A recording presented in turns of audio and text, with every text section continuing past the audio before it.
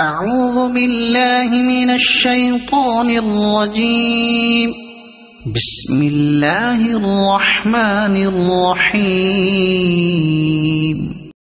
ثم عفونا عنكم من بعد ذلك لعلكم تشکرون۔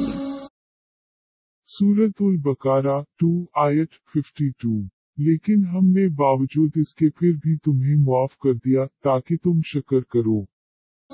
وَإِذْ آتَيْنَا مُوسَى الْكِتَابَ وَالْفُرْقَانَ لَعَلَّكُمْ تَهْتَدُونَ۔ سورۃ البقرہ 2 آیت 53۔ اور ہم نے حضرت موسیٰ علیہ السلام کو تمہاری ہدایت کے لیے کتاب اور معجزے عطا فرمائے۔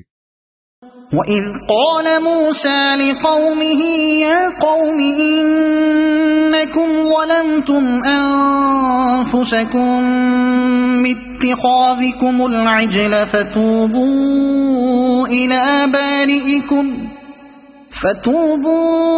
إِلَى بَارِئِكُمْ فَاقْتُلُوا أَنفُسَكُمْ ذلكم خير لكم عند بارئكم فتاب عليكم إنه هو التواب الرحيم۔